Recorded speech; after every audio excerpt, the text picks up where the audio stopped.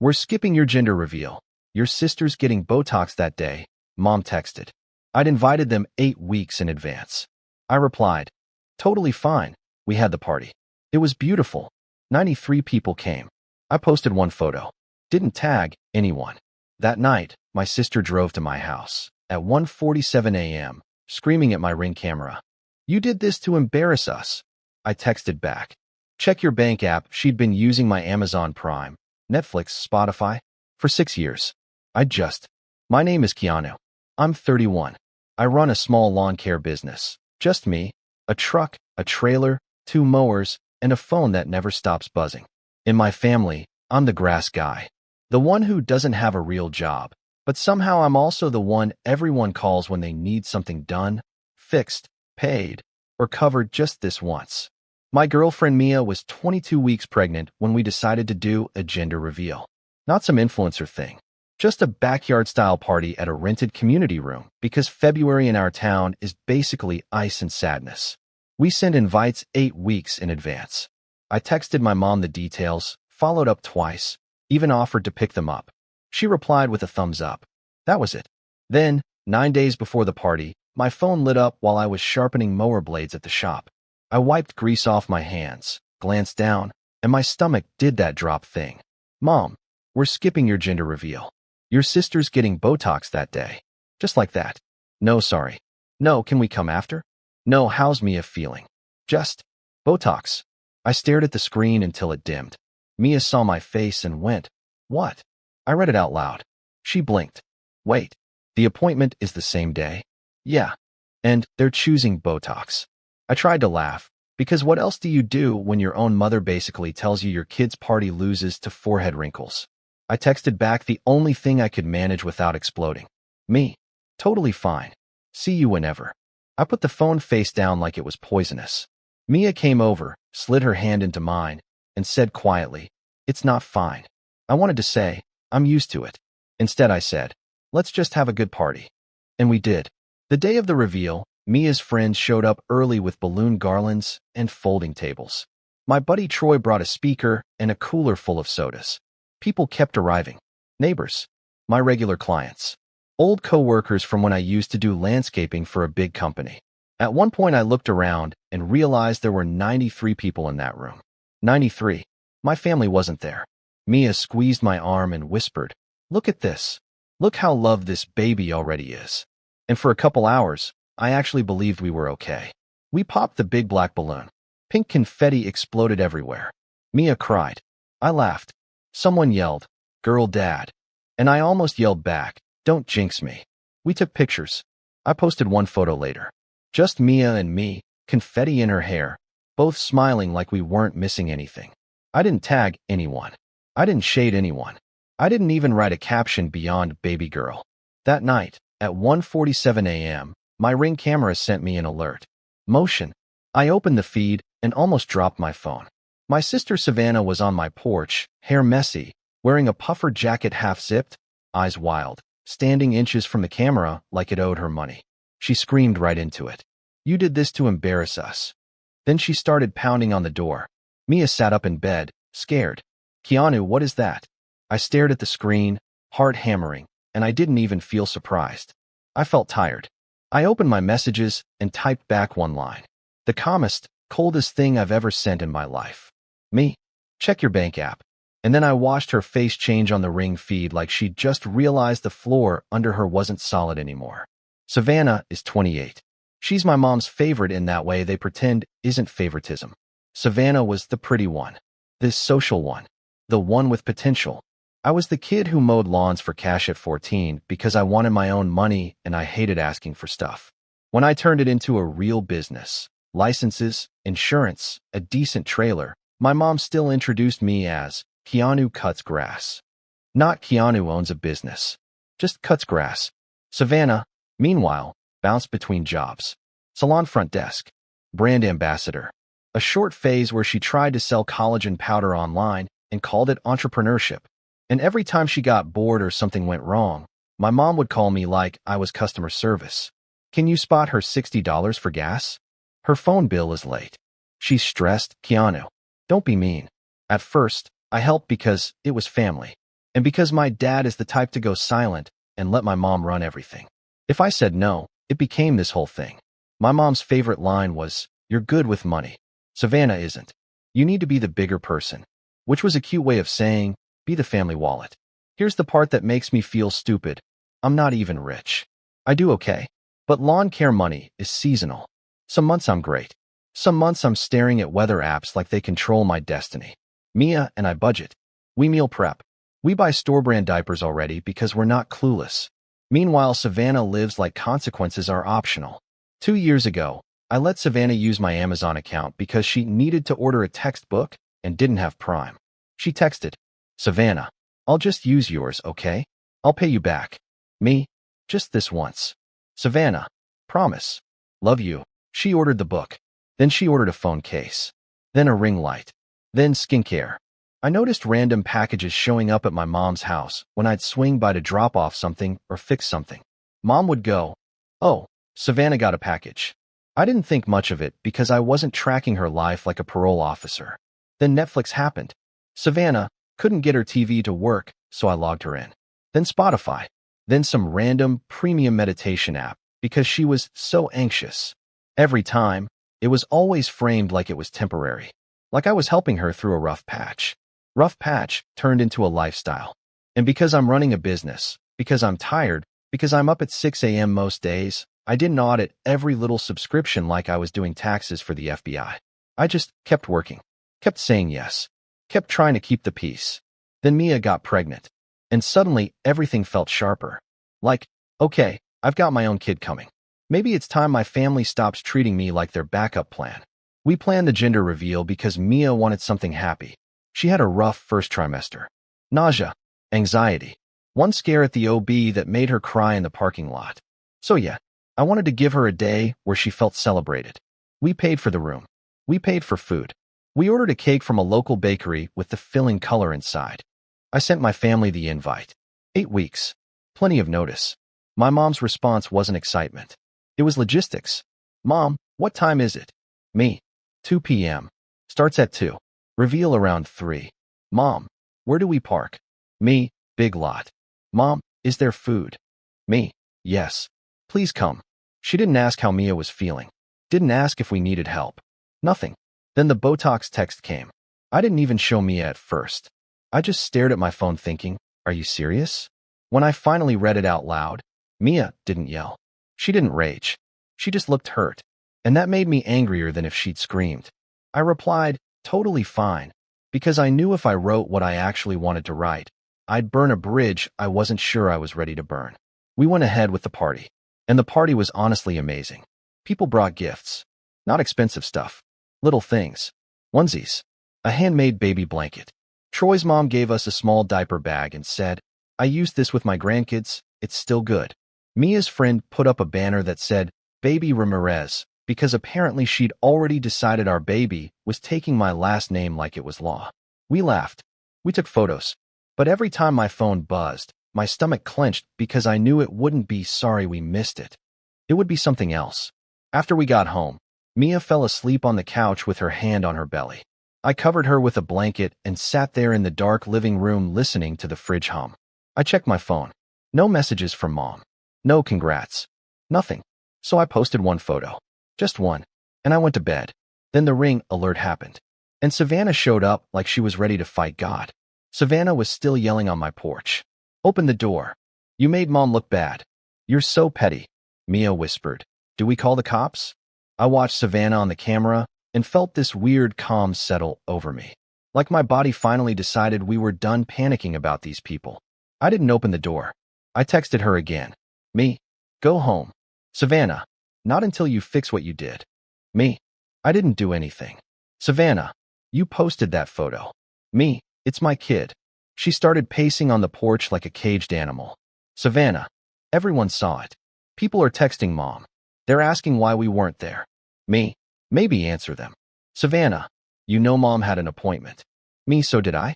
With my child. She sent a flood of messages. Voice notes. Caps lock. The works. Savannah, you always do this. Savannah, you always try to make me look like the villain. Savannah, you're jealous because I actually have a life. I almost laughed at that. Almost. Because here's what Savannah didn't know. After my mom sent the Botox text, something in me snapped in a quieter way. I went through my accounts. Not dramatically. Not rage-clicking. Just checking. Amazon first. And my order history looked like I'd been living two lives. Packages to my address, sure. Business stuff. Mower blades. Weed trimmer line. Work gloves. But then there were other deliveries. To my mom's house. To an address I didn't recognize at first until I realized it was Savannah's apartment. And the items weren't textbooks. They were $78 hydrating serum, $46 lash growth, $129 LED face mask, $32 collagen gummies, $18 silk pillowcases, $64 hair extensions clip-ins, $41 press-on nails bundle. Over and over and over. I clicked into the payment methods. My business debit card was still on there. The one I used for gas and supplies. The one I had never given her permission to use for 6 years. My throat went tight. I checked Netflix. For profiles. One was literally named Save. I checked Spotify. Family plan. 6 members. I recognized 2. I did not recognize the other 3. One was Savannah's BF. I checked Prime Video devices. There were TVs logged in that were not in my house. I sat at my kitchen table with my laptop open and felt my brain do that slow math it does when you're trying not to throw up. This wasn't a mistake. This wasn't, oops, I forgot to log out. This was a system. And I had been funding it because I was busy working and being the good son. So when Savannah was screaming at my Ring camera at 1:47 a.m., I already knew exactly what I was going to do. I had done it earlier that night. I removed every device, changed every password, kicked everyone off, canceled the family plan upgrades, and then I pulled a report of every charge linked to my card and filed disputes on what I could. Not because I'm some revenge genius, because I'm a small business owner and that money matters. When I texted Savannah, check your bank app, it wasn't some movie line. It was practical, because when you dispute charges and cancel connected payments, things bounce. Subscriptions retry. Accounts get flagged. And if you've been riding someone else's card like it's a surfboard, you wipe out hard. On the Ring camera, Savannah suddenly froze. Like she'd gotten a notification. She pulled out her phone, stared at it, and her face went white. Then she screamed so loud my dog barked from the bedroom. What did you do? I typed. Me. I checked my accounts. Savannah, you can't do that. Me. It's my money. Savannah, I have bills. Me. So do I. I'm having a baby. She started pounding again. Mia whispered, Keanu. I looked at my sleeping girlfriend and thought, this is the line. This is the moment. So I sent one more text. Me. You've been using my accounts for 6 years. I'm done. Do not come to my house again. And then I called my mom. She answered like nothing was happening. Mom, hello. Me. Your daughter is on my porch screaming. Mom, what? Me. Come get her. Or I'm calling the police. Silence. Then my mom's voice turned sharp. Mom, what did you do to her accounts? Me. Nothing. I stopped paying. Mom. Keanu, don't be dramatic. Me. She's at my door at 1:47 a.m. My mom sighed like I was the inconvenience. Mom. Savannah, get in the car. We're leaving. A minute later, Savannah flipped the camera off and stomped away. But I knew it wasn't over. Not even close. The next morning my phone looked like it had been through a war. Text from Savannah. Missed calls from Mom. A voicemail from my dad that was just him breathing like he didn't know how to speak. And then the family group chat woke up. Mom, we need to talk about what happened last night. Savannah, he ruined my life. Aunt Denise, what is going on? I didn't reply right away. I made coffee. I fed the dog. I sat with Mia at the kitchen table while she ate toast and tried not to cry. Mia said softly, I'm sorry. I hated that she was apologizing like this was her fault. I said, I'm not doing this while you're stressed. She looked at me and went, no, do it. I want our kid to see you stand up for yourself. So I opened my laptop. I made a simple spreadsheet. Rows and rows. Amazon charges. Subscription fees. Streaming upgrades. Delivery addresses. I totaled what I could clearly link to Savannah. It wasn't a small number. It was a number that made my stomach hurt. Then I sent one message in the group chat. Me, here's what happened. Savannah has been using my Amazon, Netflix, Spotify, and other subscriptions for years. She also made purchases using my business card saved on my account. I didn't ruin anything. I stopped paying for it. Mom, that's family. Savannah, you're lying. Me, I'm not. Check the addresses. Then my mom did the thing she always does when she knows she's losing. She pivoted. Mom, why are you doing this now? Me, because you skipped my baby's party for Botox. Mom, that is not why. Me, it kind of is. Savannah sent a voice note. I didn't even open it. I knew it would be screaming with extra steps. My dad finally typed. Dad, can't you just turn it back on? We'll figure it out. There it was. Not, Savannah shouldn't have done that. Not, we're sorry. Just turn it back on. I felt something in me go cold. I replied. Me, no. I'm not a utility bill you can switch on when you want. My mom called me. I answered on speaker so Mia could hear, because at this point, I wasn't doing secret conversations anymore. Mom. Keanu, you're humiliating us. Me. You humiliated yourselves. Mom. People are asking questions. Me. Good. Mom. Savannah is crying. Me. Mia cried yesterday too. You didn't care. My mom went quiet. Then she snapped. Mom. You always think you're better because you have your little mowing business. Me. It's not little. It pays my bills. Mom. Savannah needs support. Me. Then support her. With your money. My mom made this disgusted noise. Mom. So you're just abandoning your sister? Me, no. I'm just not paying her subscriptions anymore. She tried guilt. She tried anger.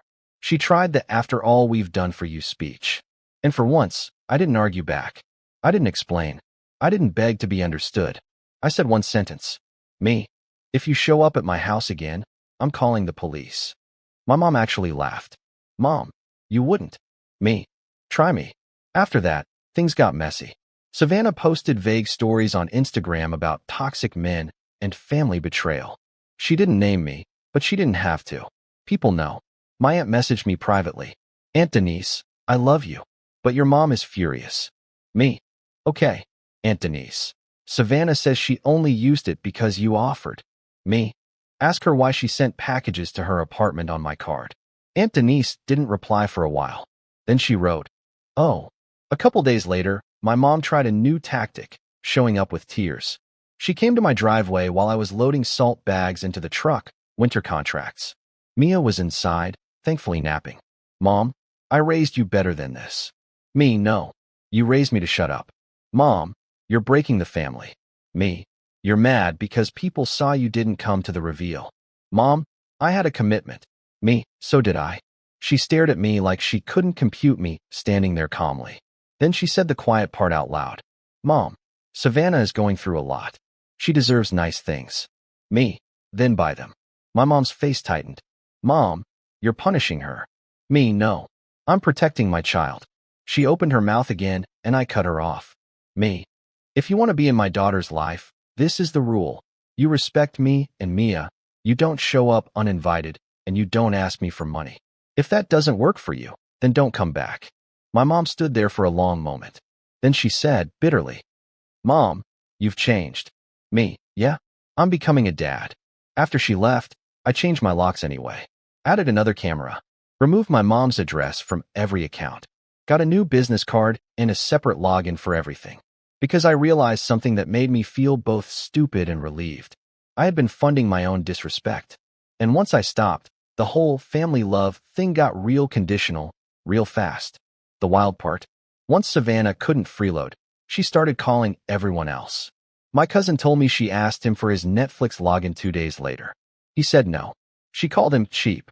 My aunt said Savannah asked her to borrow $300 for self-care. My aunt said no. Savannah posted another story about fake supportive people. It was like watching a raccoon get mad you put a lid on the trash can. Meanwhile, Mia and I focused on the baby. We painted the nursery. Nothing fancy. Soft pink wall, a secondhand rocking chair from Facebook Marketplace, a cheap little lamp that flickers if you breathe on it wrong. And the longer I stayed quiet, the lighter I felt. Like I didn't have to keep earning my place in my own family. A month later, Savannah tried one last time. Not with screaming. With sweetness. She texted me.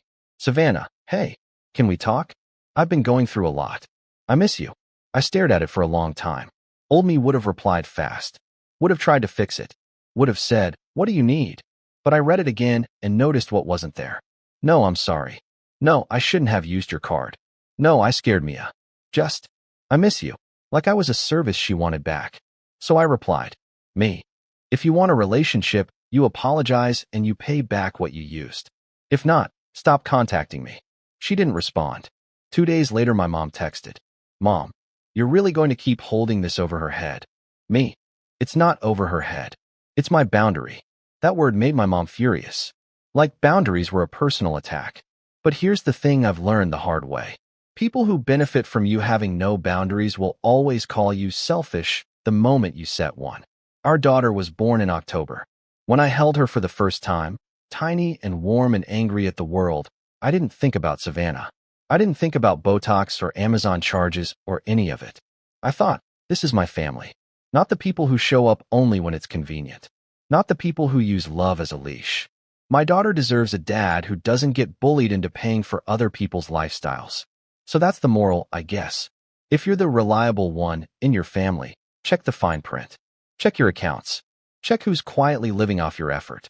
And if someone shows up at 1:47 a.m. screaming because you stopped paying for their free ride, that tells you everything you need to know.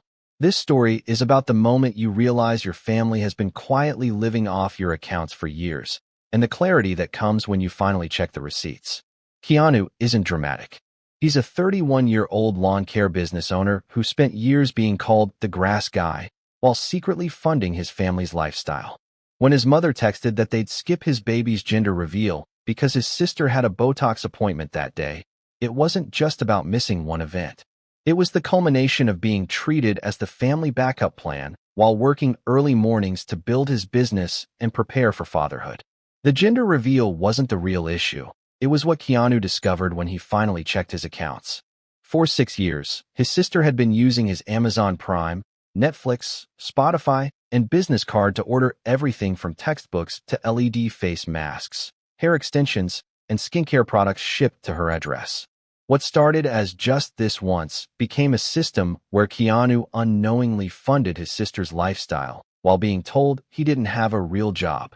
When his sister showed up at 1:47 a.m. screaming at his Ring camera about how he embarrassed the family by posting one photo, her panic wasn't about the party. It was about losing access. The moment Keanu texted, "Check your bank app," and removed all the connected devices, changed passwords, and disputed charges, his sister's accounts started bouncing. Her rage revealed she'd never valued him as family. She'd valued him as a free subscription service. What this story teaches us: when family only contacts you for access to your resources, you're not family. You're a utility they've forgotten to pay for. Keanu's mother didn't ask how his pregnant girlfriend was feeling. She didn't congratulate him on the baby.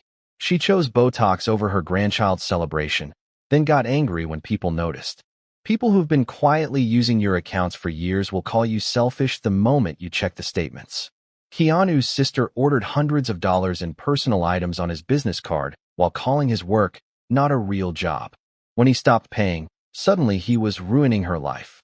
The people angriest about boundaries are usually the ones who benefited most from you having none. His mother's response wasn't, "Savannah shouldn't have done that." It was, "Turn it back on, and you're breaking the family." The family was only together as long as Keanu kept paying without asking questions. Sometimes the most loving thing you can do for your child is stop funding your own disrespect. Keanu didn't cut off his family out of spite. He set boundaries because his daughter deserved a father who wasn't being used as an ATM while being treated as less important than cosmetic appointments.